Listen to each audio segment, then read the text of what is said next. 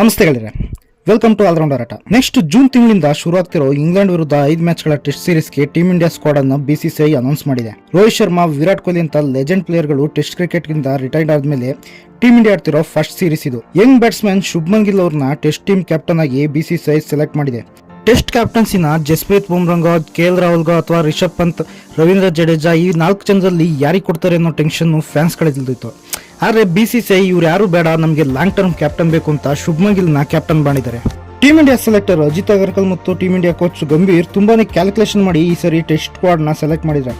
Domestic cricket ನ ಎಲ್ಲ format ನಲ್ಲೂ ಬೊಂಬಾಟ್ ಬ್ಯಾಟಿಂಗ್ ಮಾಡಿ ಟೀಮ್ ಇಂಡಿಯಾ ಬಾಗಿಲು ಬಡಿದಿದ್ದ ನಮ್ಮ ಕನ್ನಡಿಗ ಕರಣ್ ನಾಯರ್ 2017 ಆದ್ಮೇಲೆ ಕಡೆಗೂ ಟೀಮ್ ಇಂಡಿಯಾ ಟೆಸ್ಟ್ ಟೀಮ್ಗೆ ಕಮ್ ಬ್ಯಾಕ್ ಮಾಡಿದ್ದಾರೆ.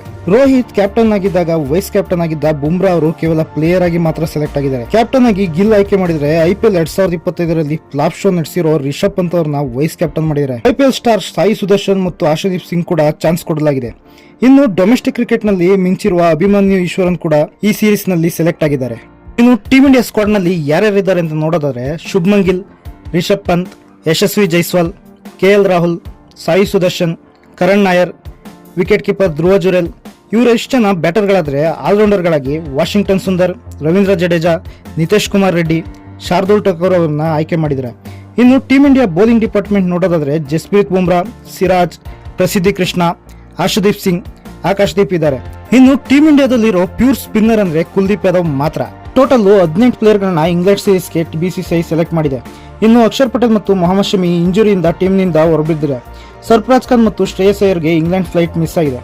ರೋಹಿತ್ ಶರ್ಮಾ ರಿಟೈರ್ ಆದ ನಂತರ ಟೆಸ್ಟ್ ಟೀಮ್ಗೆ ಯಾರು ಕ್ಯಾಪ್ಟನ್ ಆಗ್ತಾರೆ ಅನ್ನೋ ಡೌಟ್ ಈಗ ಕ್ಲಿಯರ್ ಆಗಿದ್ದು, ಯಂಗ್ ಬ್ಯಾಟರ್ ಶುಭ್ಮನ್ ಗಿಲ್ಗೆ ಟೆಸ್ಟ್ ಕ್ರಿಕೆಟ್ನ ಲೆಜೆನ್ಸಿಯನ್ನು ಮುಂದುವರಿಸಿಕೊಂಡೋಗೋ ರೆಸ್ಪಾನ್ಸಿಬಿಲಿಟಿ ಸಿಕ್ಕಿದೆ.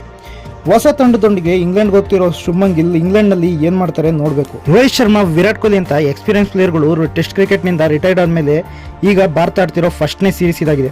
ಎಲ್ಲ ಯಂಗ್ ಪ್ಲೇಯರ್ಗಳಿಗೆ ಇಲ್ಲಿ ಚಾನ್ಸ್ ಸಿಕ್ಕಿದೆ.